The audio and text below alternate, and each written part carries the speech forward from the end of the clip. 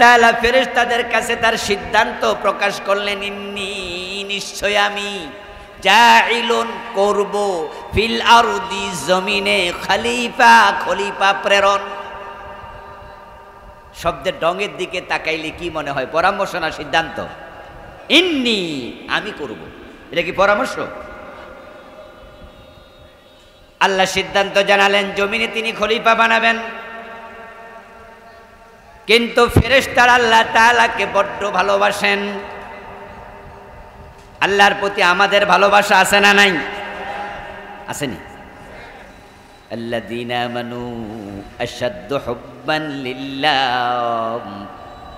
আল্লাহ কোরআন মাজিদে বলছেন যারা মুমিন আল্লাহর প্রতি তাদের ভালোবাসা অত্যন্ত দৃঢ়।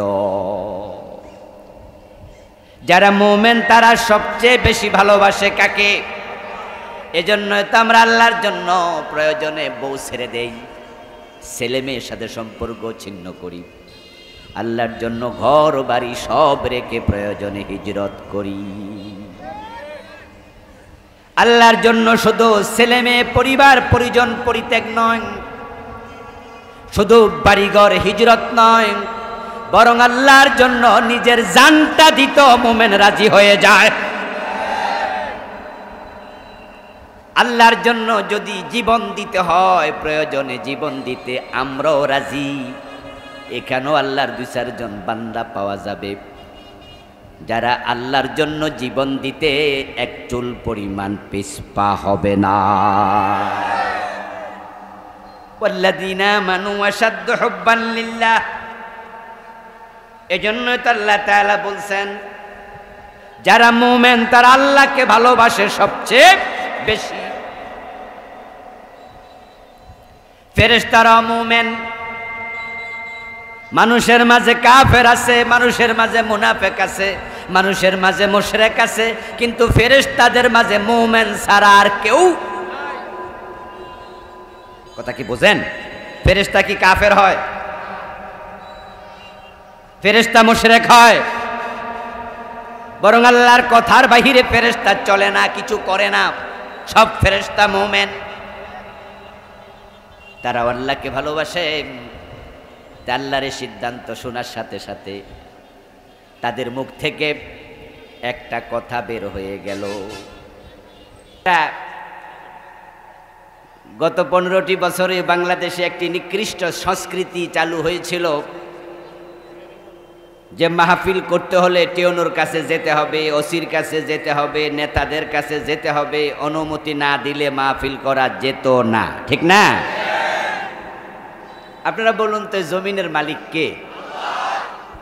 জমিনটার মালিক কি আওয়ামী লীগ ছিল? শেখ হাসিনা ছিল?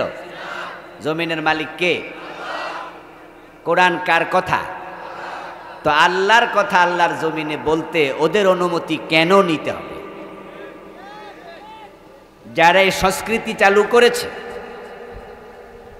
তাদেরকে তাওবা করার আহ্বান জানাচ্ছি। তাদের এই অন্যায়ের কারণে আল্লাহ তাদের উপর গজব দিছে, তাদেরকে দেশ ছাড়া করেছে।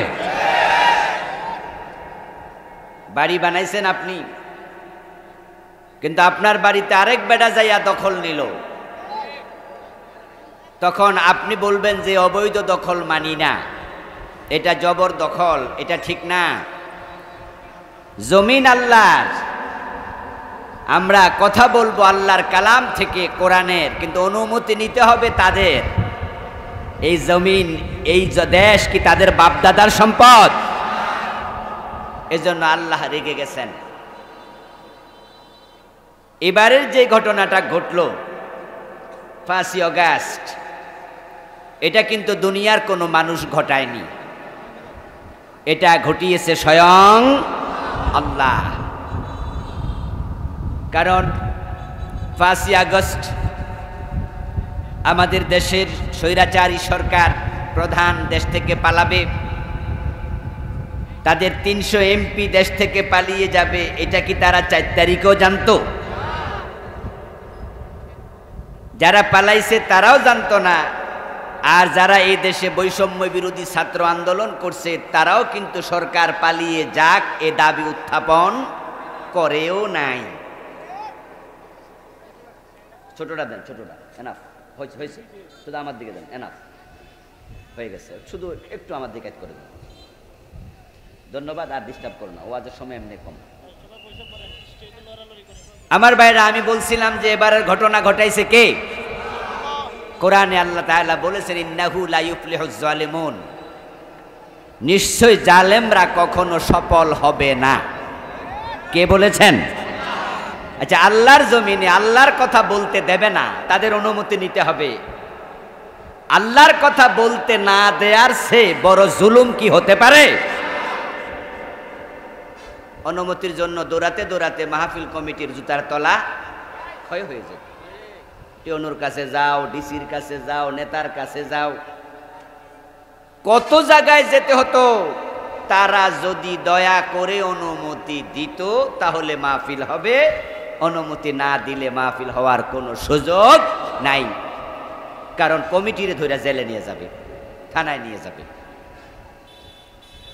আল্লাহর জমিন তারা দখল করবে, এটা কি করে হয়? এজন্য আল্লাহ তাআলা এবার তাদের উপর অ্যাকশনে গেলেন।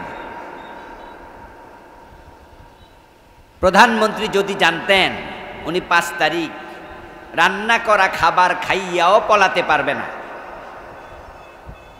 তাহলে তিনি কিন্তু আগেই সসম্মানে পদত্যাগ করতেন। পদত্যাগ করলে কমপক্ষে 300 এমপি সহ পলানোর প্রয়োজন ছিল না।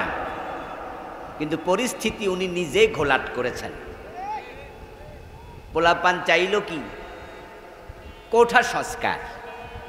উনি যদি বলতেন যে ঠিক আছে, তোমরা তো আমার বাচ্চা নাতি, এই বয়সে আসো, কোঠা কিছু সংস্কার করে দেই, তাহলে ঝামেলা কিন্তু সেখানেই মাটিতে চাপা বলে দিই। এটা কোনো ব্যাপার না।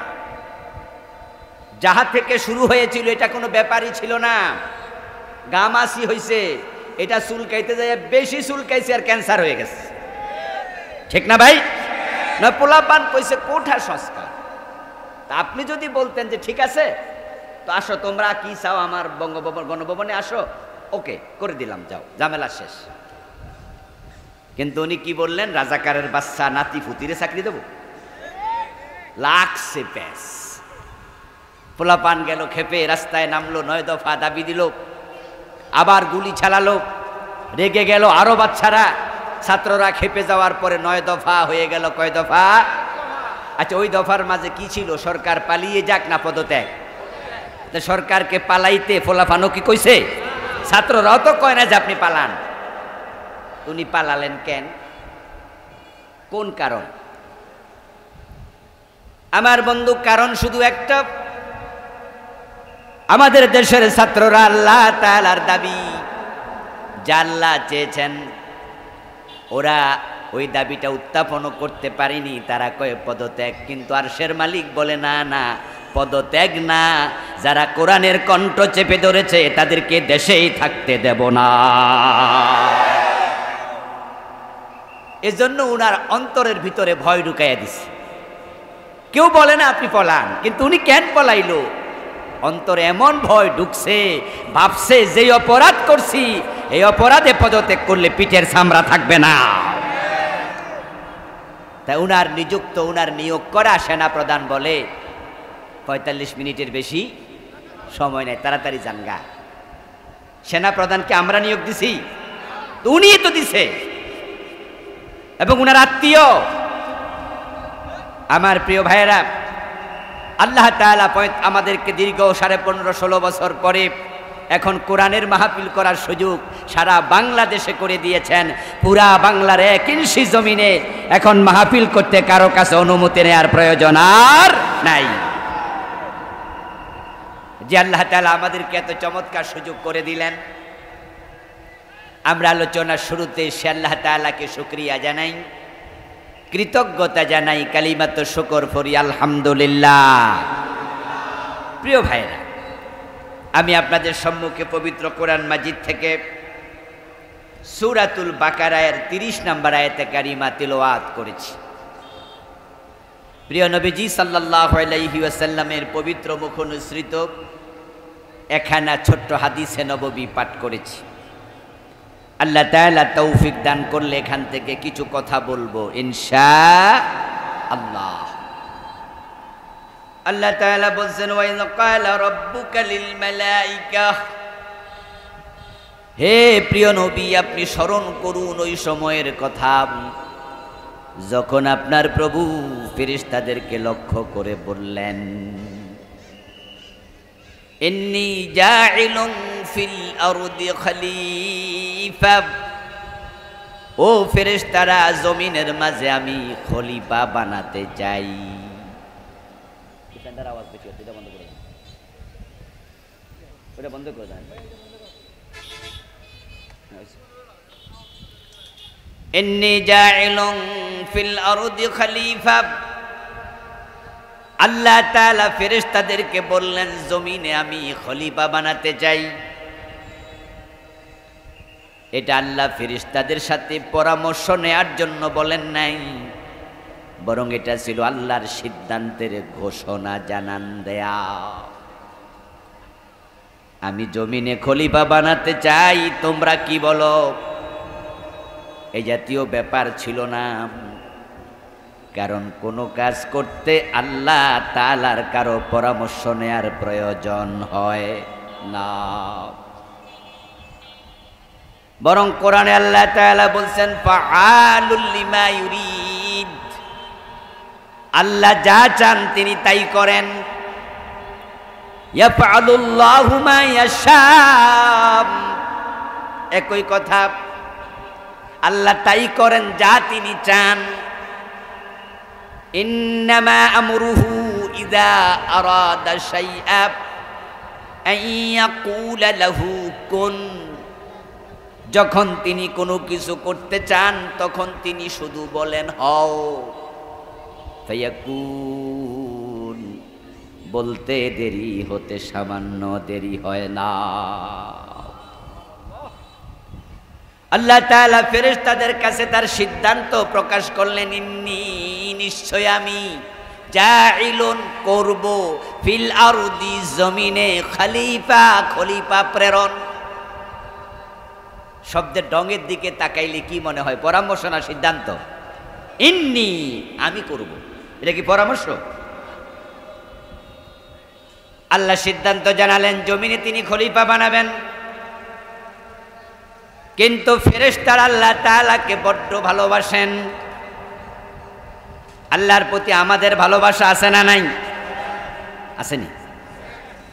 আল্লাযীনা আমানু আশাদ্দু হুব্বান লিল্লাহ, আল্লাহ কোরআন মাজিদে বলছেন যারা মুমিন আল্লাহর প্রতি তাদের ভালোবাসা অত্যন্ত দৃঢ়। যারা মুমিন তারা সবচেয়ে বেশি ভালোবাসে কাকে? এজন্য তো আমরা আল্লাহর জন্য প্রয়োজনে বউ ছেড়ে দেই, ছেলে মেয়ের সাথে সম্পর্ক ছিন্ন করি, আল্লাহর জন্য ঘর বাড়ি সব রেখে প্রয়োজনে হিজরত করি। আল্লাহর জন্য শুধু ছেলে মেয়ে পরিবার পরিজন পরিত্যাগ নয়, শুধু বাড়িঘর হিজরত নয়, বরং আল্লাহর জন্য নিজের জানটা দিত মুমিন রাজি হয়ে যায়। আল্লাহর জন্য যদি জীবন দিতে হয়, প্রয়োজনে জীবন দিতে আমরাও রাজি। এখানেও আল্লাহর 2-4 জন বান্দা পাওয়া যাবে যারা আল্লাহর জন্য জীবন দিতে এক চুল পরিমাণ পিছপা হবে না। ওয়াল্লাযীনা আমানু আশাদ্দু হুব্বান লিল্লাহ, এজন্য তো আল্লাহ তাআলা বলছেন যারা মুমিন তারা আল্লাহকে ভালোবাসে সবচেয়ে বেশি। ফেরেশতারা মুমিন, মানুষের মাঝে কাফের আছে, মানুষের মাঝে মুনাফিক আছে, মানুষের মাঝে মুশরিক আছে, কিন্তু ফেরেশতাদের মাঝে মুমিন ছাড়া আর কেউ। কথা কি বোঝেন? ফেরেশতা কি কাফের হয়? ফেরেশতা মুশরিক হয়? বরং আল্লাহর কথার বাহিরে ফেরেশতা চলে না, কিছু করে না। সব ফেরেশতা মুমিন, তারা আল্লাহকে ভালোবাসে। আল্লাহর সিদ্ধান্ত শোনার সাথে সাথে তাদের মুখ থেকে একটা কথা বের হয়ে গেল। যদিও আল্লাহ পরামর্শ চান নাই, কিন্তু তারা পরামর্শ দিয়ে বসলো। আল্লাহর সিদ্ধান্তের বিপরীত কথা তারা ভালোবাসার ঠেলায় বলে দিল। আপনারা যারা পরিবারের প্রধান আছেন, আমার পরিবারে আমার বাবা প্রধান, আপনাদের অনেকের পরিবারে আপনাদের বাবা প্রধান। তা আপনার বাবা যদি কোনো বিষয় সিদ্ধান্ত নেয়, আপনাদেরকে বলে যে আমি কিন্তু ওই যে বাজারের পাশে অমুক জমিটা এটা কেনার সিদ্ধান্ত নিছি, আপনি তার ছেলে, আপনার বাবার সিদ্ধান্ত এই শব্দ শোনার পরে আপনার উচিত হলো এই কথা বলা যে বাবা যেহেতু আপনি মুরব্বী, ওকে করেন। কিন্তু আপনার মাথায় আসলো ওই জমিটা যেটা বাবা কেনার সিদ্ধান্ত নিছে, ওই জমিনটা তো একটু ভেজাল আছে, জমিনের দলিল নিয়ে একটু সমস্যা আছে। বাইদা বাই এটা আমি শুনেছি আপনার বাবাকে অতি ভালোবাসার কারণে আপনি চাইবেন না আপনার বাবা লসে পড়ে যাক, তাই বাবা সিদ্ধান্ত ঘোষণার পরও কিন্তু আপনি এবার বলবেন বাবা ওই জমিনটা আপনি কিনবেন, এটা আপনার ইচ্ছা, তবে সেখানে জমিনের কাগজে একটু ভেজাল আছে। আচ্ছা, এই কথা বলা কি আদৌ বেয়াদবি নাকি ভালোবাসা? আপনার বাবা বলছে আমি জমিটা কিনব, কিন্তু আপনি ভাবলেন যে আমার বাবার এই কথাটা জানাই দেয়া একটু উচিত আমার। ফেরেশতাদের মনে চিন্তা হলো, তারা আগে দেখেছে জমিনে ছিল কিছু জিন, এই জিনদেরকে আল্লাহ তাআলা ইবাদতের জন্য বানাইছিলেন, কিন্তু জিনেরা হানাহানি করেছে, মারামারি করেছে, কাটাকাটি করেছে। আল্লাহ জিনদেরকে ফেরেশতা কর্তৃক পিটাইয়া এ জমিন সারা করছে। ফেরেশতা পাঠাইছে, যায় জমিন থেকে জিনগুলাকে পিটাইয়া একবারে সমুদ্রে পাঠাইয়া দেব, দ্বীপে পাঠাইয়া দেব, জঙ্গলে পাঠাইয়া দেব। ওরা হানাহানি কেন করে, নিজেরা মারামারি কেন করে? ওই ফেরেশতারা জমিনে এসে জিনদেরকে পিটাইয়া জমিন সারা করছে, এই তো কিছুদিন আগে। তাই ফেরেশতাদের মাথায় চিন্তা ঢুকলো, এখন যদি আবার খলিফা বানায়, জিনদের মতো তারাও তো হানাহানি মারামারি শুরু করতে পারে। ওই যে আপনি বাইদা বাই শুনছেন, ওই বাবার সিদ্ধান্ত নেয়া জমিনের কাগজে ঝামেলা আছে।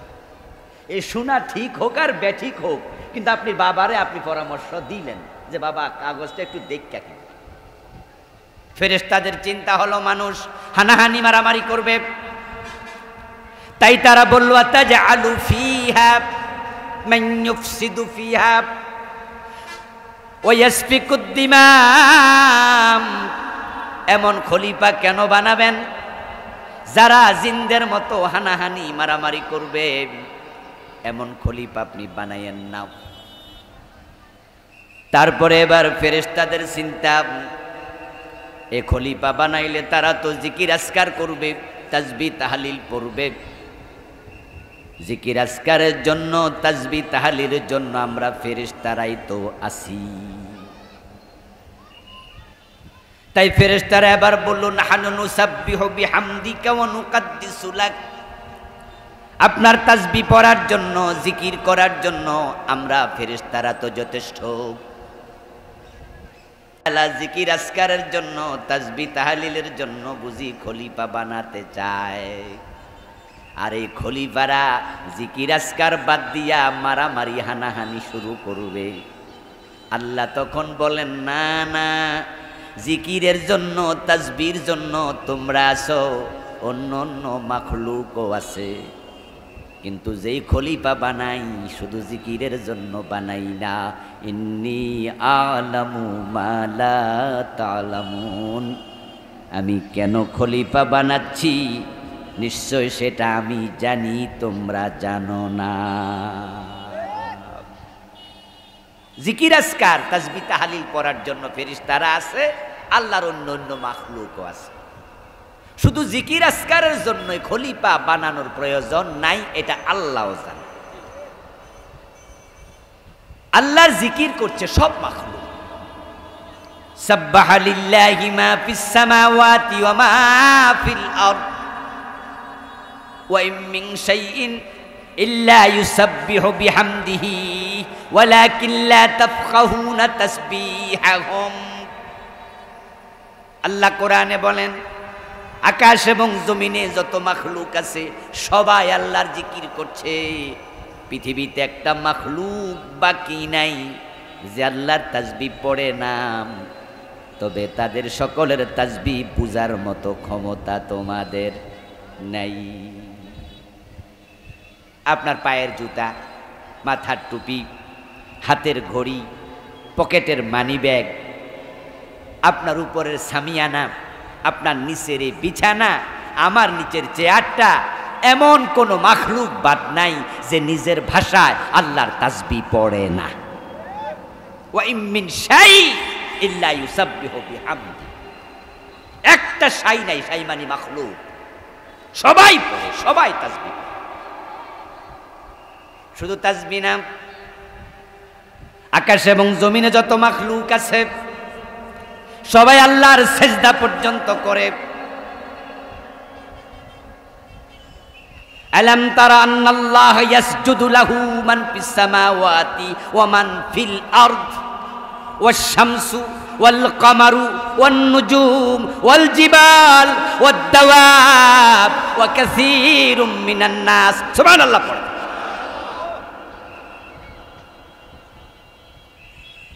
আল্লাহ তাআলা বলছে, ও নবী মুহাম্মদ শুনুন, আকাশ এবং জমিনে যত মাখলুক আছে সব মাখলুক শুধু তাসবিহ না, তারা আমি আল্লাহকে সেজদা করে। ইয়াসজুদু লাহু, সেজদা করতেছে। সূর্য আমারে সেজদা করে, তারকা আমারে সেজদা করে, আমাকে সেজদা করছে চন্দ্র, আমাকে সেজদা করছে পাহাড়, সেজদা করছে গাছগাছালি, সেজদা করছে সব মাখলুক, চতুষ্পদ জন্তু আমি আল্লাহর তাসবিহ পড়ছে, সেজদা করছে। কিন্তু তারা কেউ আমার খলিফা না। আমি এ শুধু সেজদার জন্য, শুধু তাসবিহর জন্য খলিফা বানাই না। ইন্নী আলামু মা লা তা'লামুন।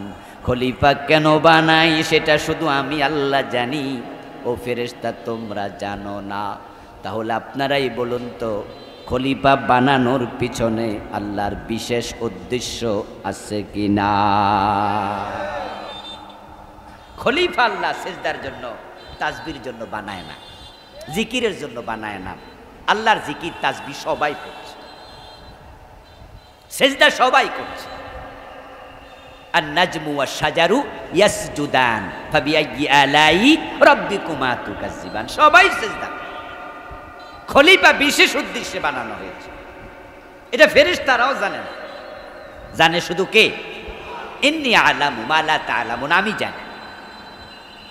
আচ্ছা, এবার আপনাদের কাছে আমি একটু জিজ্ঞাসা করি, খলিফা কেন বানালো ফেরেশতারা যদি নাও জানে, ওদের কি চাকরি যাইব? অসুবিধা আছে? অসুবিধা নেই, কারণ ফেরেশতারা আল্লাহর খলিফা না। যেমন আমি একটা কামেল মাদ্রাসায় হাদিসের ওস্তাদ, আমি মুহাদ্দিস।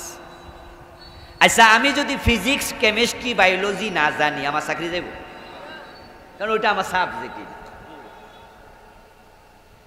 আপনাদের এখানে হাই স্কুল আছে, হাই স্কুলে যিনি অঙ্কের টিচার, উনি যদি অঙ্ক না জানে চাকরি থাকবো? এটা তার সাবজেক্ট। কিন্তু অঙ্কের টিচার যদি আরবি না জানে চাকরি যাইব না, এটা তার সাবজেক্ট না। যার সাবজেক্ট যেটা সেটা তাকে জানতে হবে। এখন আল্লাহ খলিফা কেন বানাইছে এটা ফেরেশতারা জানে না, কিন্তু আমরা যারা খলিফা আমাদের জানা দরকার আছে না নাই? আপনাকে আল্লাহ খলিফা বানাইছে, আপনার দায়িত্ব কি এটা আপনাকে জানতেই হবে। না হয় আপনার খেলাফত বেশি দিন টিকবে না, বাতিল হয়ে যাবে। ফেরেশতাদের বাধা উপেক্ষা করে, তাদের পরামর্শ আল্লাহ না শুনে তামাম পৃথিবীর পৃষ্ঠদেশ থেকে মাটি সংগ্রহ করে নবী আদম আলাইহিস সালামকে বানালেন। আদম আলাইহিস সালাম হলেন পৃথিবীতে আল্লাহর প্রথম খলিফা। তাফসীরে কুরতুবী প্রণেতা লিখেছেন, আদামু আউয়ালু খলিফাতিল্লাহ ফিল আরদ লিআন্নাহু আউয়ালু রাসূলিল্লাহ। আদামু আউয়ালু খলিফাতিল্লাহ, আদম হচ্ছে আল্লাহর প্রথম খলিফা। অনেকে বলে যে না, মানুষকে খলিফা বলা যাবে না আল্লাহর, মানুষ হলো জিনের খলিফা। খলিফা মানে হচ্ছে পরবর্তীতে যে আসে। যেমন রাসূলুল্লাহ সাল্লাল্লাহু আলাইহি ওয়াসাল্লামের ইন্তেকালের পরে খলিফা হয়েছে হযরত আবু বকর সিদ্দিক। খলিফা তাকে বলে যে পরে আসে। তো যিনি প্রথমে, তিনি যদি থাকেন তাহলে পরের জন আসার তো সুযোগ নাই। তো আল্লাহ তো হাইয়ুল কাইয়ুম, আল্লাহ কি চইলা গেছেন? আল্লাহ আছে। তো আল্লাহর খলিফা মানুষ হয় কেমনে? তাহলে আদম কেমনে খলিফা? কই জিনদেরকে সরাইয়া দিয়া আল্লাহ জিনের জায়গায় আদমরে বসাইছে, এজন্য আদম হলো জিনদের খলিফা। হ্যাঁ, এ বিষয়ে আমরা দ্বিমত করি না। জিন জাতিকে আল্লাহ তাআলা পৃথিবীতে মানব জাতির আগে বানাইছে, এ বিষয়কে আমাদের কোনো দ্বিমত আছে? কোরআনেও আল্লাহ জিনদের কথা মানুষের আগে বলছে, ওয়ামা খালাকতুল জিন্না ওয়াল ইনসা ইল্লা লিয়াবুদু। আল্লাহ তাআলা জিনদেরকে আগে বানাইছে আমরা জানি, তাদের জায়গা আমাদেরকে স্থলাভিষিক্ত করেছে এটাও আমরা জানি। কিন্তু আপনি এ খলিফাটাকে শুধু জিন জাতির সাথে খাস করে দেবেন, এটা হলো আপনার বোকামি, আপনার ইলমের ঘাটতি। কারণ আদম নবীকে আল্লাহ তাআলা যে অর্থে খলিফা বললেন, এখানে স্থলাভিষিক্ত নয়, এখানে খলিফার অর্থ হলো প্রতিনিধি। আচ্ছা, একই শব্দ একাধিক অর্থে আসে এমন শব্দ কি বাংলায় নাই? আরবিতে তো অ্যাভেলেবেল। শব্দ একটা আইনুন, এর অর্থ আছে লোগাতে কমপক্ষে 70টা। আইনুন মানি চোখ, আইনুন মানি ঝর্ণা, আইনুন মানি গোয়েন্দা, আইনুন মানি আরো কত 70টার মতো আছে। এক শব্দ অনেক অর্থ, এটা বাংলাতে তো আছে, আছে না? এই ওর সাথে ঝগড়া লাগিস না, কুলাইতে পারবি না, ওর হাত অনেক লম্বা। এই হাত লম্বা মানে কি? এই হাতটা 40 হাত, এটা বুঝাইছে? ক্ষমতা বুঝাইছে, ঠিক না? যে মানে ওর সাথে এমপি মন্ত্রীদের সাথে সম্পর্ক, ওসি টিওনো ডিসি, ওর হাত লম্বা, ওর সাথে কুলাইতে পারবি না। এখানে হাতের লম্বা বলতে আসল লম্বা বুঝায় নাই, পাওয়ার বুঝাইছে। এ জাতীয় বাংলাতেও আছে। তো খলিফা শব্দের একাধিক অর্থ নিশ্চয়ই আছে। এই জন্য তাফসিরে তাবারি, তাফসিরে কুরতুবি, তাফসিরে খাজেন সহ অনেকগুলো তাফসির আমার এই দুই চোখ দেখেছে, যেই তাফসির গুলোতে আদমকে সরাসরি খলিফাতুল্লাহ, আল্লাহর খলিফা বলা হয়েছে। আর আপনি বলবেন যে এটা ভুল, আপনার ইলমের কমতি। আমার প্রিয় ভাই, আদম আলাইহিস সালামকে আল্লাহ বানালেন জমিনে তার খলিফা। এবার আমি কোরআন থেকে আরেকটি কথা বলি। যারা বলতেছে মানুষ আল্লাহর খলিফা নয়, মানুষ জিনদের খলিফা, আমি কোরআনের আয়াতে দেখি তাদের এই কথার ভুল আছে, ভ্রান্তি আছে।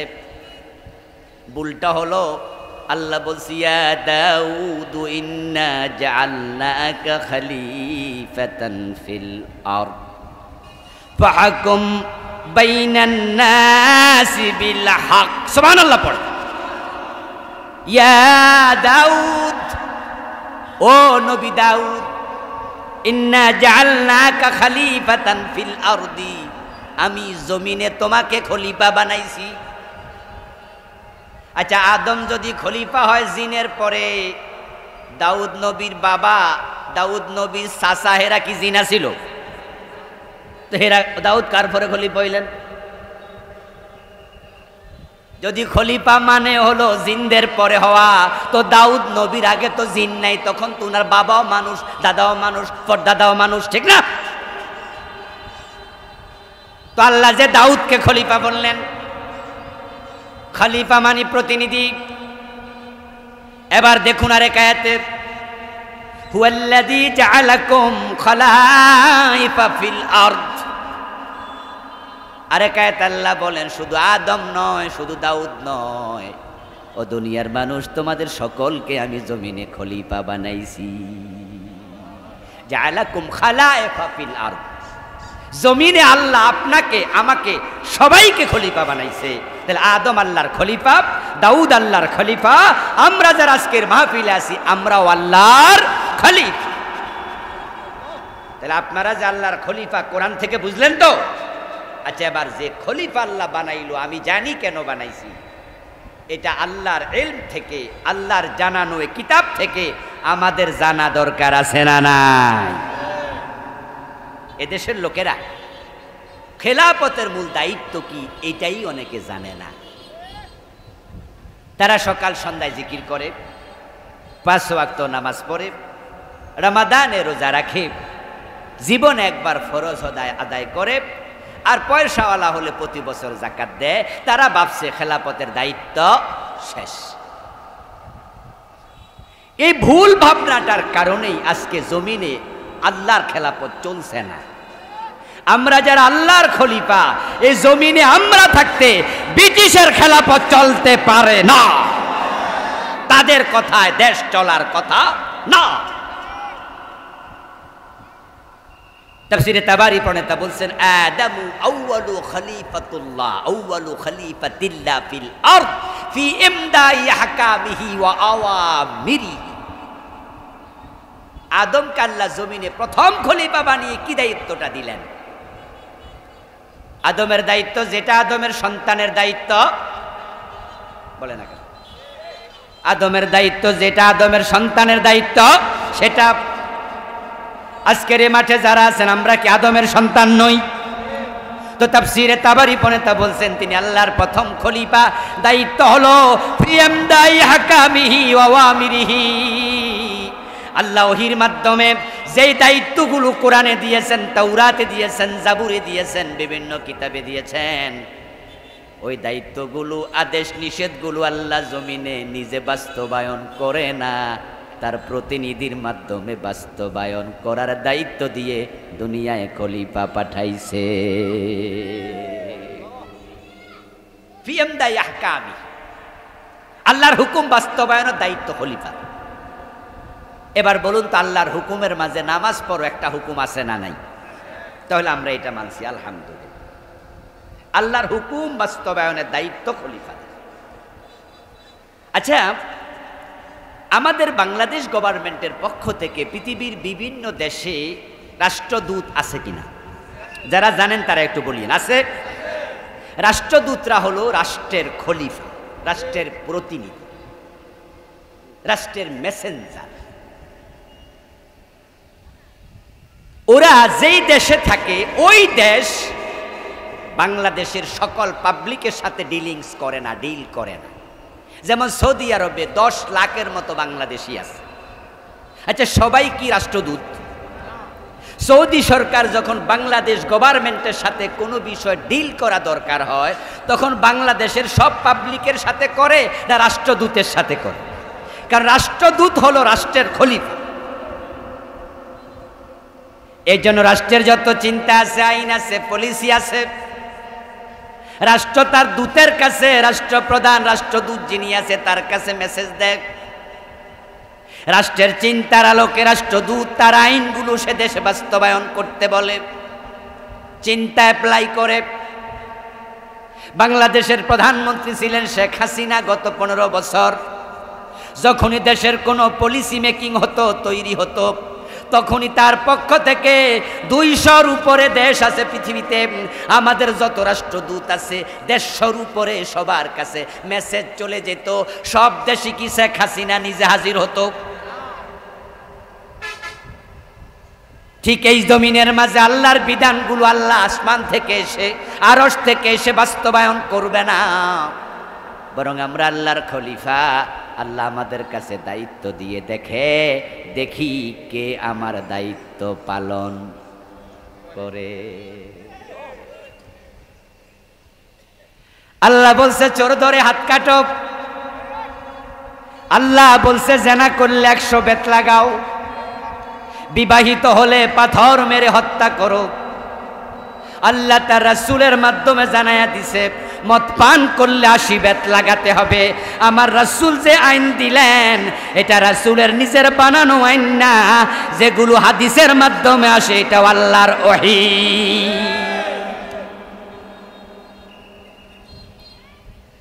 এখন আল্লাহ বলছে নামাজ পড়ো। আলহামদুলিল্লাহ বাংলাদেশের বেনামাজিও জানে নামাজ পড়া উচিত। এজন্য দেখবেন নামাজের ওয়াজ যখন হয় তখন কোনো বেনামাজি বলে না হুজুর নামাজের ওয়াজ করে কেন, বরং বেনামাজিও মাথা লাইরা লাইরা হুজুরের সাথে ওয়াজে শরীক হয়, মনে মনে কয় ওয়াজ ঠিক আছে, আমি পড়ি না, এটা আমার দোষ। কিন্তু যখন চোর ধরে হাত কাটার কথা বলে, কোন বক্তা যখন আল্লাহর জমিনে আল্লাহর আইনের কথা বলে, তখন সব মানুষ নামাজের ওয়াজের মতো রিসিভ করে না। একদল মানুষ এটাকে শুধু রাজনীতি মনে করে এবং তারা বাড়ি যায় সমালোচনা করে। গতকালকে ওয়াজে গেছিলাম, তবে ওয়াজ হয় নাই, শুধু রাজনীতি হইছে।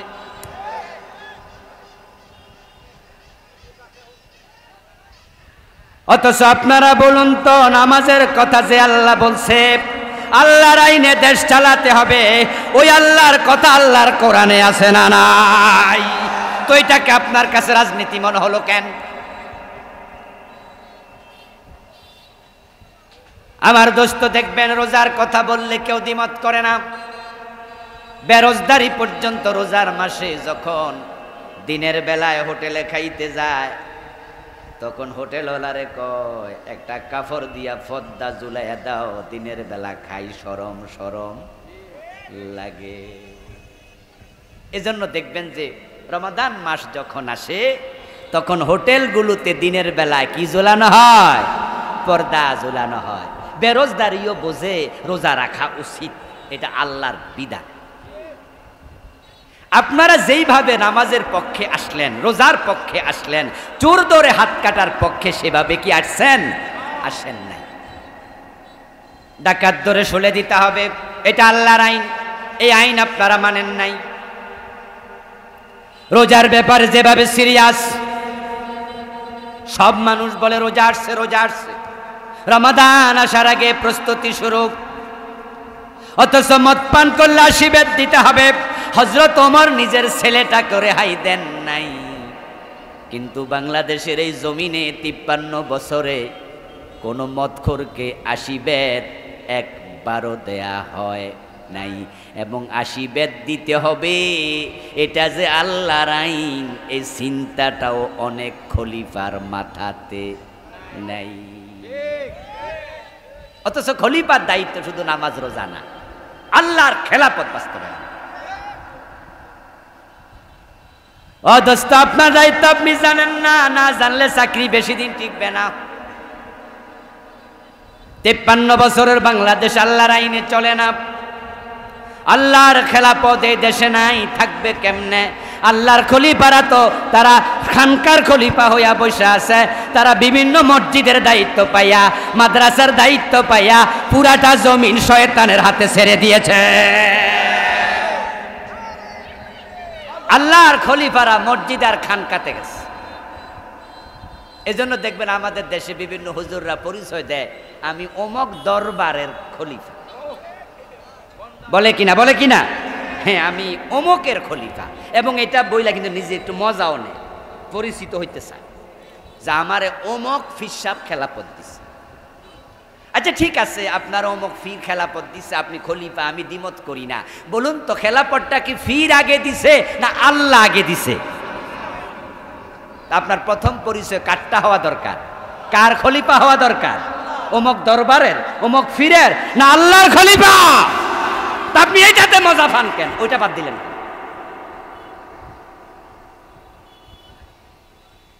আমরা হয়ে গেছি দরবারের খলিফা, পীরের খলিফা। আমরা খলিফারা সবাই মসজিদ খুঁজে নিলাম, অথচ দেখুন শব্দের মাঝে কি আছে, ইন্নী জাইলুন ফিল আরদি খলিফা। আল্লাহ আমাদেরকে জমিনের খলিফা বানাইছে, জমিনের খলিফা, মসজিদ মাদ্রাসা খানকার খলিফা না। কিন্তু আমরা দেখি জমিনে আল্লাহর আইন বাস্তবায়নের জন্য খলিফা হইয়া গেলে মামলার আসামি হওয়া লাগে।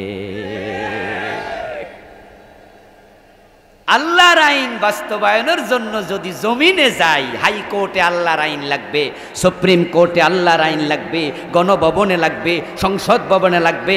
আল্লাহর জমিন আছে যেখানে আল্লাহর আইন চলবে সেখানে, ঠিক না? এটা করতে গেলেই তো হামলা, মামলা, জেল, জুলুম, রাজাকার, আল বদর, আসাম জঙ্গি বানায়া ফাঁসিতে পর্যন্ত ঝুলানো হয়।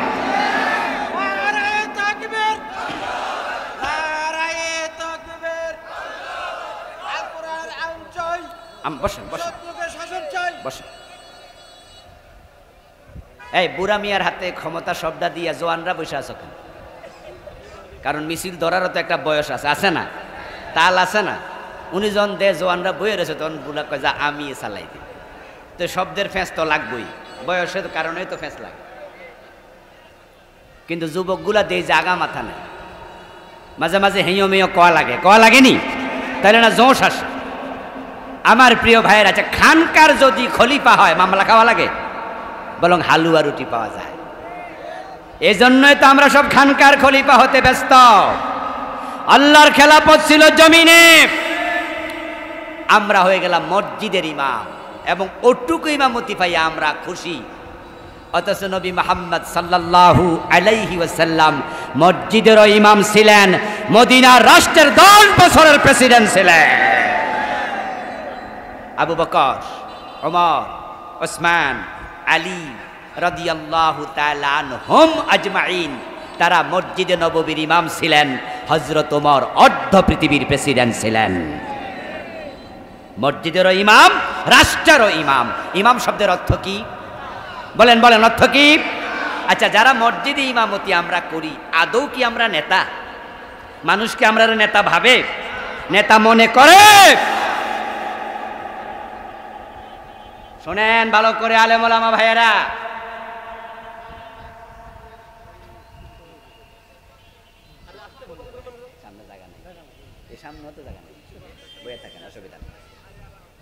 আসেন, এসে এসে ফাঁক ফুকেরও বসে যান, ওইদিকে জায়গা আছে। জি আমার ভাইরা শুনুন, আমরা মসজিদের ইমামতি পেয়ে বলছি আমি ইমাম, এবং পরিচয় দেয়, ভিজিটিং কার্ডে লেখে অমুক মসজিদের ইমাম। আচ্ছা, আপনি যে নিজেরই ইমাম বলে পরিচয় দিলেন, এলাকার পাবলিক কি আসলে আপনার নেতা ভাবে? হেরা যদি ইমাম শব্দের অর্থ নেতা এটা বালা করে বুঝতো, তাহলে এই শব্দটাও আপনার দিত না। বরং মসজিদের সভাপতি, মসজিদের সেক্রেটারি, মসজিদের ক্যাশিয়ার, মসজিদ কমিটির অনেক সদস্য আছে, ইমামরে বাংলায় বলে চাকর, চাকর মনে করে। আরবিতে যদি ইমাম কয়, বাংলা ইমাম ভাবে না, ভাবে চাকর। ফজরের টাইমে 2 মিনিট দেরিতে গেলে চোখ বড় করে চাইয়া থাকে, হুজুর কইয়াছিল হুজুর। তা আপনি যদি নেতা হতেন, আপনার দিকে চোখ বড় করে চাইতো কোনোদিন? আমার দোস্ত, আমরা মসজিদের ইমাম হইয়া খুশি, আমরা দরবারের খলিফা হইয়া খুশি, আমরা মাদ্রাসার প্রিন্সিপাল মুহতামিম হইয়া খুশি। আমরা এখন আল্লাহর খেলাফত লইয়া মসজিদে ঢুকে গেছি। এখন জমিনে গণভবনের খেলাফত কার হাতে ছাড়লেন? বঙ্গভবনেরটা কার হাতে ছাড়লেন?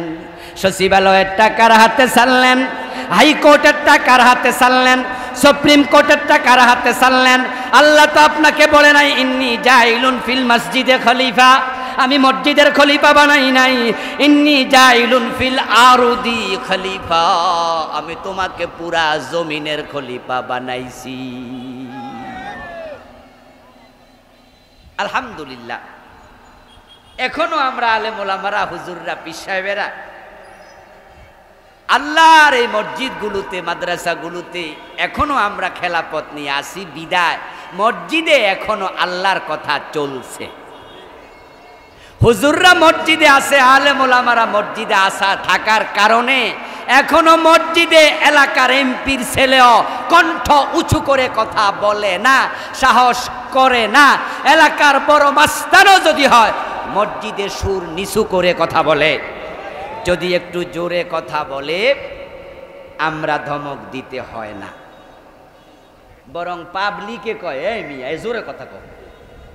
তখন এলাকার নেতার ছেলে বলে না যে আমি জোরে কথা আরো কমু না, বরং জিব্বায় কামড় দিয়া কয় সরি। কারণ আলেমরা মসজিদে বুঝাইছে এখানে জোরে কথা বলা যাবে না। এটা কার ঘর বলেন না, কার ঘর? তুমি আল্লাহর ঘরে আল্লাহর গোলাম, আর গোলামের কণ্ঠ উঁচু হয় না, নিচু থাকে। এই জন্য মসজিদে আসতে বলতে হয়।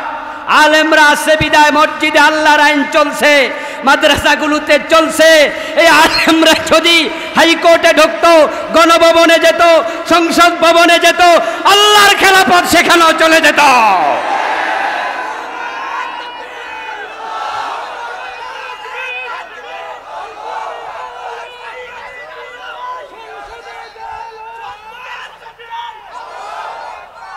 আমার প্রিয় ভাইয়েরা, খেলাফত হবে আল্লাহর জমিনে, খেলাফত মসজিদ মাদ্রাসা নয়।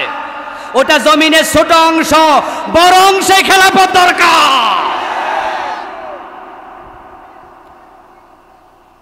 আমাদের খেলাফত আসেনি আল্লাহ জানে, না অনেক আগে কাটতে দিছে আল্লাহ, এটা তো আর আমরা জানি না। কারণ নবীরা যখন কোনো ভুল চুক করতেন, তাদের থেকে কোনো লজ্জিশ প্রকাশিত হতো, আল্লাহ সাথে সাথে ওহী নাজিল করে তাদেরকে সংশোধন করে দিতেন। এই যে বদরের যুদ্ধে বন্দীদেরকে কি করা হবে, তাদেরকে কি ছেড়ে দেয়া হবে নাকি হত্যা করা হবে? প্রিয় নবীজি সাহাবীদের সাথে পরামর্শ করে সিদ্ধান্ত নিছে ছেড়ে দাও, মুক্তি দাও, বন্দি বিনিময় দাও, সেখানে কিছু টাকা পয়সা নেও। কিন্তু আল্লাহর কাছে সিদ্ধান্তটা পছন্দ হয় নাই। আল্লাহ কোরআনের আয়াত নাজিল করে দিছে, নবীরা যদি কোনো ভুল চুক করতেন আল্লাহ আয়াত নাজিল করে ওহী দিয়ে সংশোধন করতেন। কিন্তু উম্মত ভুল করলে ওহী নাজিলের কোনো সিস্টেম নাই। তো আমাদের খেলাফত আসেনি আল্লাহ না জানে, কারণ আমরা তো খেলাফত বাদ দিয়ে ফলাইতেছি। আমরা হামলারে ভয় পাই, মামলারে ভয় পাই, ঝুঁকি নিতে জানি না। এই দেশের আলেমরা যদি বলতো আল্লাহর খেলাফত কায়েম হবেই, করতেই হবে, হামলা মামলা যা দেও থামাতে পারবা না, প্রয়োজনে ফাঁসির মঞ্চে যাব, আল্লাহর খেলাফত কায়েমের আগে এক চুল পরিমাণ সরব না।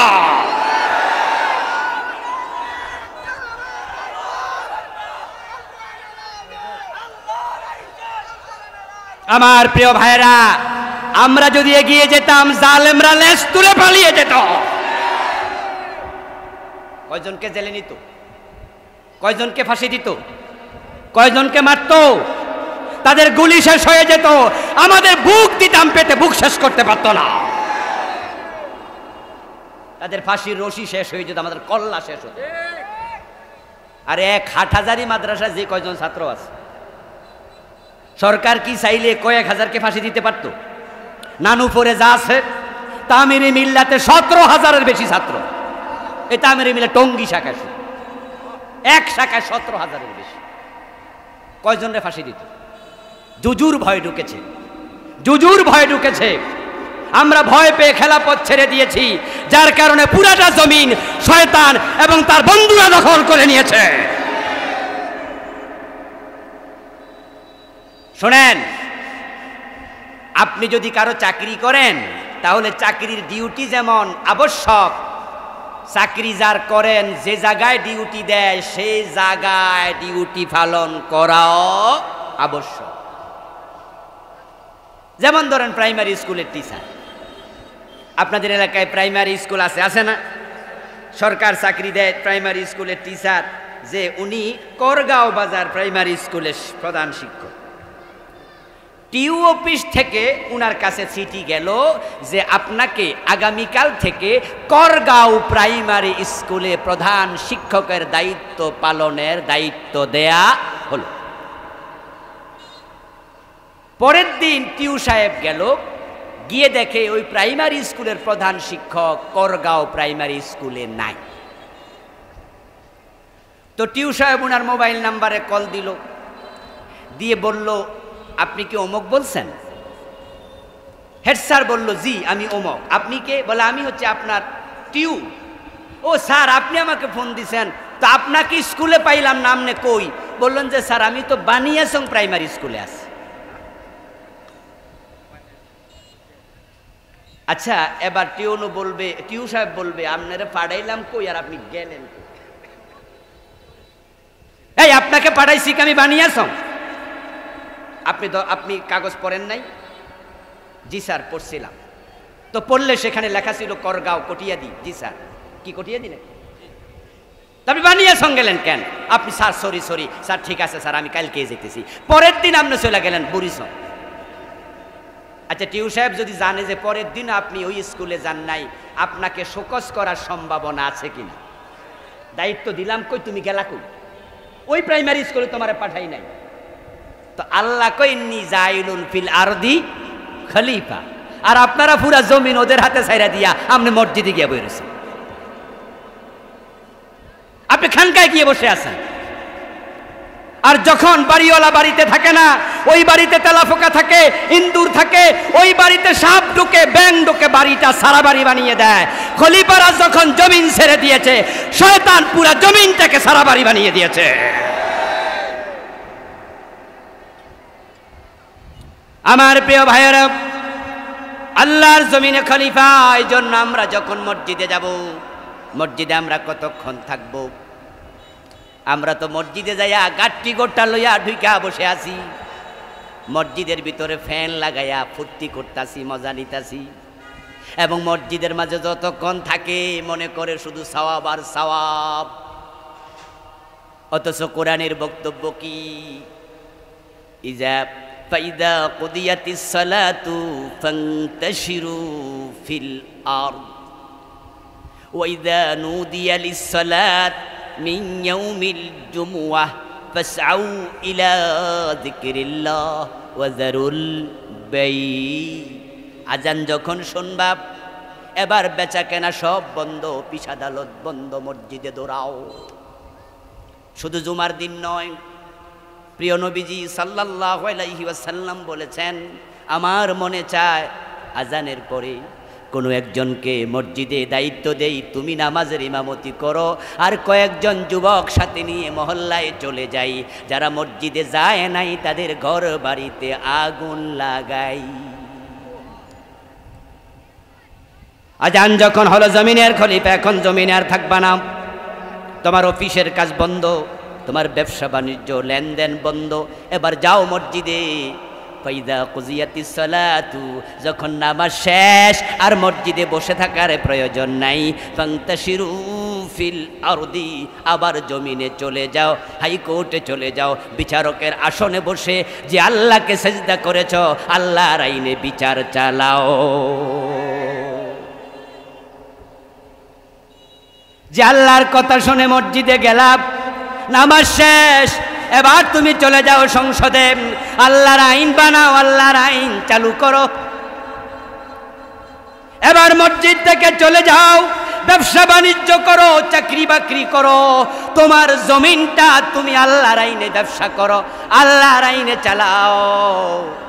কিন্তু আমরা মসজিদে ঢুকে ভাবি আমি মসজিদে এসে গেছি, সবচেয়ে নিরাপদ জায়গা, অথচ আল্লাহ এবং তার রাসূল আপনাকে মসজিদে গিয়ে শুইয়া থাকতে বলেন নাই। যদি মসজিদে শুয়ে থাকলে সওয়াব হতো। আমার রাসূল তো ইতিকাফ ছাড়া বাকি সময় হুজরায় ঘুমাতেন, অথচ রাসূলের মসজিদ আর হুজরা তো একটা পাটিশানের ব্যবধান। মসজিদে ঘুমাইলে যদি সওয়াব হতো, রাসূল তো হুজরায় না ঘুমায়া মসজিদেই ঘুমাতে পারতেন। তো মসজিদে ঘুমানো কি না জায়েজ? না না, আহলে সুফফা যারা তারা মসজিদে ঘুমাইছে, ওই 70 জন সাহাবী মসজিদে ঘুমাইছে, কারণ তাদের থাকার জন্য কোনো বাড়িঘর, আর যাদের বাড়িঘর ছিল তারা মসজিদে ঘুমায় নাই। মসজিদ ঘুমানোর জায়গা না, নামাজের জায়গা, জিকিরের জায়গা, ইবাদতের জায়গা। যখন নামাজ শেষ জমিনে চলে যাও, তুমি জমিনের খলিফা। এই জন্য সব নামাজিরা মসজিদে নামাজের পরে অফিস আদালত, হাইকোর্ট, সুপ্রিম কোর্ট সব জায়গায় ছড়িয়ে পড়তে হবে, তাহলে জমিনে আল্লাহর খেলাফত বাস্তবায়িত হয়ে যাবে। কিন্তু আমাদের দেশে কি হয়েছে জানেন? আমাদের দেশে হয়েছে, আপনাদের এই করগাঁও এলাকার বড় মসজিদের ইমাম সাহেব যদি বলে জুমার দিন যে আগামী ইউনিয়ন পরিষদ নির্বাচনে এই ইউনিয়ন থেকে আমি চেয়ারম্যান পদপ্রার্থী হতে চাই, আমার মুসল্লি ভাইয়েরা, আমি আপনাদের ইমাম, কমপক্ষে আপনাদের ভোট তো আমি পেতেই পারি, ঠিক নয় কি? দেখবেন সাথে সাথে একদল লোক বলবে জি হুজুর, জি হুজুর। আর যারা একটু নেতা গোছের আছে হেরা বলবো উনারও তো নেতা হওয়ার শখ হইছে।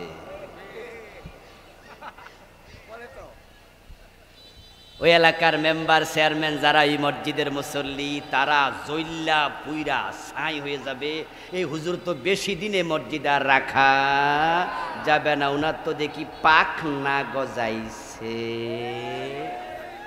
যে উনি এই এলাকার চেয়ারম্যান হতে চায়, দ্যাট মিন আমার প্রতিদ্বন্দ্বী। দেখবেন অবস্থা, ইমাম নেতা হোক তারা চাইবে না। আর কিছু হিতাকাঙ্ক্ষী মুসল্লি পাবেন যারা নামাজের পর পর বাড়ি যাবে না, আজকে বইয়া থাকবে, হুজরায় গিয়া হুজুরের কানে কানে কইব হুজুর এটা কি আমনের জন্য সাজে? হুজুর আমনে আলেম ওলামা মানুষ সবাই সম্মান করি, আমনে এসব হবে না হুজুর, এ চেয়ারম্যানই মেম্বারই তো বাটফা সিটারের কাম, হুজুর আপনার কাম না। অথচ আপনারাই বলুন তো, যদি আলেম ওলামারা কোরআনওয়ালারা এমপি না হয়, মন্ত্রী না হয়, চেয়ারম্যান না হয়, সংসদ সদস্য না হয়, অফিস আদালতে আল্লাহর খেলাফত কি কায়েম হবে? হবে না। অপ্রিয় ভাইয়ারা, আপনি ভাবছেন কি আপনি নামাজ পড়ছেন, রোজা রাখছেন, হজ করছেন, যাকাত দিচ্ছেন, দায়িত্ব শেষ? অথচ শুনুন, এই জমিনে তা'মুরুনা বিল মা'রুফি ওয়া তানহাউনা আনিল মুনকার, এটাই হলো আল্লাহর খলিফাদের সবচেয়ে বড় দায়িত্ব। আল্লাহ তাআলা বলছেন কুনতুম খায়রা উম্মাহ উখরিজাত লিন-নাস তা'মুরুনা বিল মা'রুফি ওয়া তানহাউনা আনিল মুনকার, তোমরা হলে সৃষ্টির মাঝে সেরা, তোমাদেরকে মানব কল্যাণের জন্য বানাইছি। আর সবচেয়ে বড় মানব কল্যাণ হলো তোমরা সৎ কাজ দেখলে আদেশ করবা, মানুষকে করতে বলবা, আর অন্যায় দেখলে সেখানে প্রতিরোধ করার জন্য মাথা তুলে দাঁড়াইয়া যাইবা। আল্লাহর খলিফা আল্লাহর জমিনে থাকতেই জমিনে সুদ থাকে কেমনে? সুদ খাওয়া হলো ৭৩ গুনাহ, সবচেয়ে ছোটটা হলো নিজের মায়ের সাথে জেনা। আল্লাহর খলিফারা জমিনে থাকতে ওই জমিনে সুদী ব্যাংক প্রতি বছর বাড়ে কেমনে? কমারে না কথা। আল্লাহর খলিফারা জমিনে থাকতে জমিনে ইয়াবা, ফেন্সিডিল, হেরোইন, মদ, গাঁজা, ইয়াপিন থাকে কেন? আল্লাহর খলিফার আল্লাহর জমিনে থাকতে সিনেমা নাটক কেমনে থাকে? আল্লাহর জমিনে আল্লাহর খলিফারা থাকতে ঘুষখোর অফিসার অফিস করে কেমনে? কথা ছিল তার হাত ধরে উল্টাইয়া দেয়া। ওয়া তানহাউনা আনিল মুনকার, অন্যায় দেখবা উল্টায় না। না, খলিফারাও আছে, সুদও আছে, খলিফারাও আছে, জেনাও আছে, খলিফারাও আছে, ঘুষও আছে, খলিফারা আছে, অন্যায় আছে, অনাচার আছে, হিংসা আছে, বিদ্বেষ আছে, খুন খারাপি, মামলা হামলা, অনাচার, অন্যায়, জুলুম সব একসাথে চলছে। এটা প্রকৃত খলিফার দায়িত্ব পালন হতে পারে না।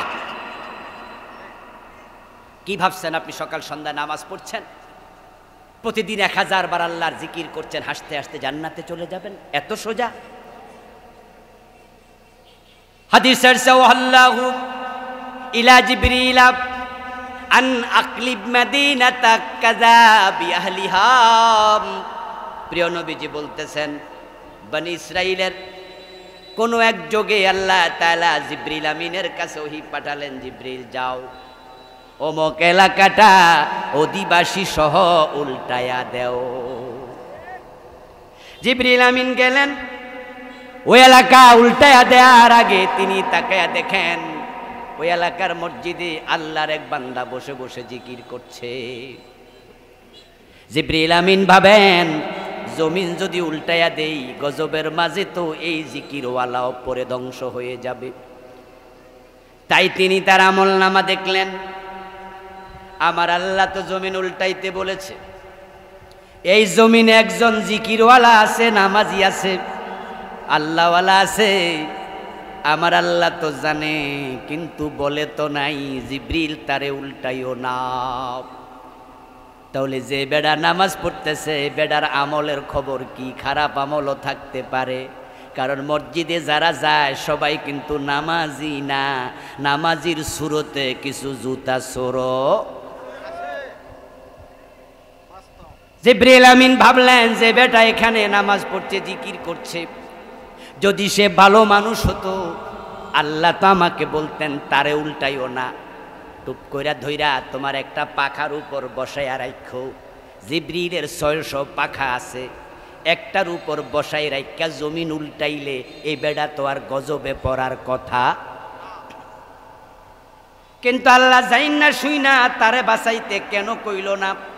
আমল নামাটা দেখি, আসলে বেড়া কি নামাজি না জুতা চোর, না নামাজির সুরত দইরা বদ চিন্তায় কোনো কাজ করছে?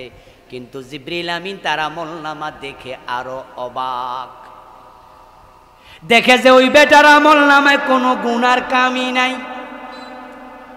জিবরিল বলে, ইয়া রাব্বি ইন্না ফীহি আবদাকা ফুলানান লাম ইয়াসিকা তারফাতাইন।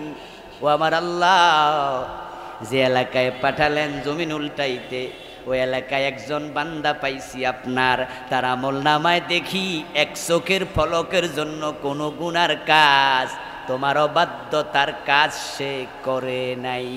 এখন আল্লাহ তুমি বলো তার সাথে কি ব্যবহার করব? আল্লাহ কয় আকলিভা আলাইহি, জিবরিল জমিনটা আগে তার মাথার উপরে উল্টাও। আকলিবহা আলাইহি ওয়া আলাইহিম, তার উপরে উল্টাও, সাথে পাবলিকের রাখো। কারণটা কি? সে তো নামাজি, সে তো জিকিরওয়ালা। এবার আল্লাহ কারণ ব্যাখ্যা করছে, ফাইন্না ওয়াজহাহু লাম ইয়াতামাআর ফি সাআতুন কাত্তু। এর কারণ হচ্ছে এই লোকটা জমিনে অন্যায় দেখছে, অনাচার দেখছে, সুদ দেখছে, ঘুষ দেখছে, জেনা দেখছে, জুলুম দেখছে। ফাসিমে শাপলা চত্বরে আলেমের বুকে গুলি চালাতে দেখেছে। এই লোকটা নামাজ রোজা করছে, আল্লামা সাইদিকে 13 বছর জেলখানায় আটকায়া রাখতে দেখেছে। এই লোকটা নামাজ রোজা করেছে, এই দেশের আলেমদেরকে জেল খাটাইতে দেখেছে। কিন্তু জালেমের জুলুম দেখা এই লোকটার চেহারা কখনো রাগে লাল হয় নাই।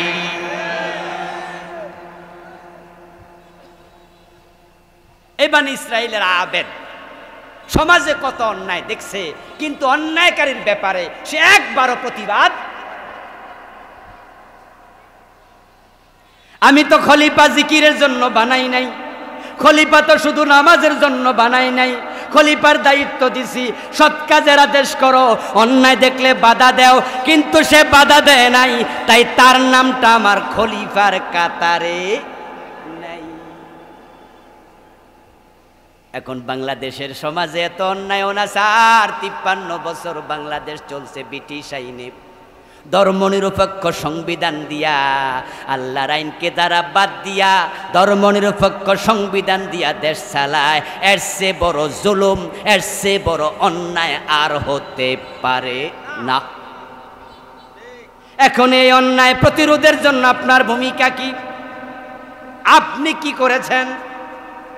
যদি আপনি চুপচাপ শুধু মসজিদে যান আর হজে যান, মাথায় টুপি দিয়ে রাস্তার ডান পাশে হাঁটেন, সুবহানাল্লাহ জিকির করেন, ও দোস্ত বাঘ আল্লাহর জিকির করে কিন্তু খলিফা না, মাছ আল্লাহর জিকির করে তারা খলিফা না, ফেরেশতারা তো 24 ঘন্টায় আল্লাহর ইবাদত করে তারাও খলিফা না, তাই ফেরেশতাও জান্নাত পাবে না। ফেরেশতাদের জন্য আল্লাহ জান্নাত জাহান্নাম বানায় নাই। বাঘ সিংহ মাছ গাছ সূর্য চন্দ্র আল্লাহর সেজদা করে, কেউ খলিফা না, তাই তারাও জান্নাত পাবে না। আপনার নামও খলিফার কাতারে নাই, আপনি জান্নাত পাবেন কেমনে?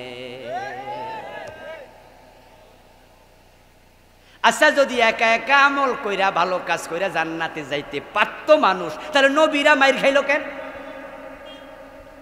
আচ্ছা, নবীরা কি ব্যক্তিগত কারণে মাইর খাইছে না দিনের কারণে? আচ্ছা, যে দিনের কারণে মাইর খাওয়া লাগে ওই দিন প্রচার করবো না, আমার আমল আমি করবো। কথা বোঝেন নাই? আচ্ছা, নূহ আলাইহিস সালাম যদি ভাবতেন যে আমারে আল্লাহ যে নামাজ রোজা ইত্যাদি কইছে ওটুকু করবো, পাবলিকের কাছে দাওয়াত দিলে মাইর দে, যা দাওয়াতই দিতাম না, খেলাপথ থাকতো তো? আচ্ছা, দাউদ আলাইহিস সালাম, নূহ আলাইহিস সালাম, সালেহ আলাইহিস সালাম, শুআয়ব আলাইহিস সালাম, আল্লাহর যত নবী, নবী মুহাম্মদুর রাসূলুল্লাহ সাল্লাল্লাহু আলাইহি ওয়াসাল্লাম, উনারা ব্যক্তিগত জীবনে এত ভালো মানুষ ছিলেন যে জীবনে কারো সাথে একটা কটু কথাও, একটা মিথ্যা কথাও বলে নাই, কাউকে ধুর বলে নাই। এত ভালো মানুষ, কিন্তু মাইর খেলো কেন? মাইর খাইছে অন্যায়ের প্রতিবাদ করে, মাইর খাইছে ন্যায় কাজের কথা বলে। এখন আপনি কেন মাইর খান না? কারণ আপনি তো অন্যায়ের প্রতিবাদই করেন না। বন্ধ করে দিয়েছিলাম, তখন আল্লাহ তাআলা এই ছোট ছোট কলেজে পড়ুয়া বাচ্চাকে আবাবিল বানায়া পাঠাইছে।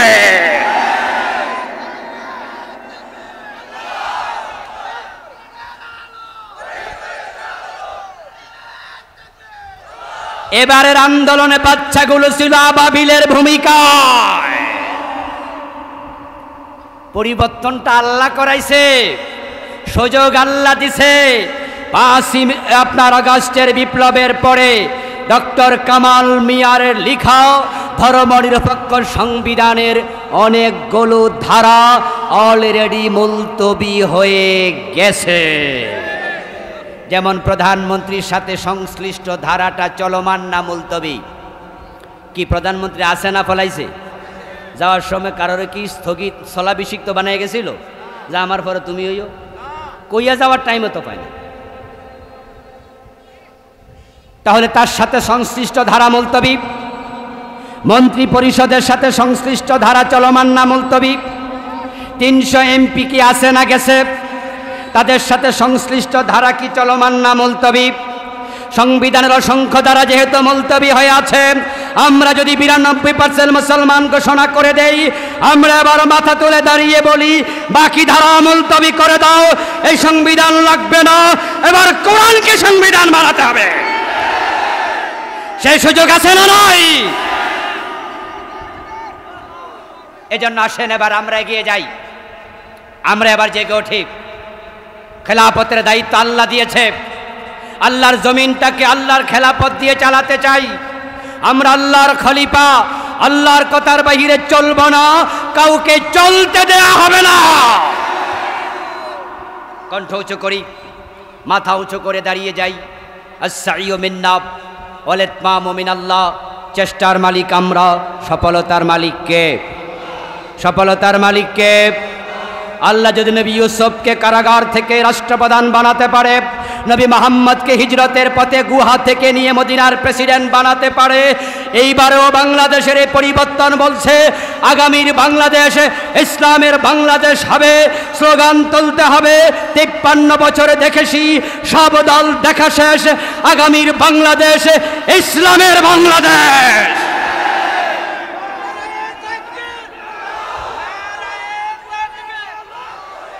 আল্লাহ তাআলা কোরআনের পক্ষে সকলকে মাথা তুলে দাঁড়িয়ে যাওয়ার তৌফিক দান করুক, বলি আমিন। আবারও বলি আমিন।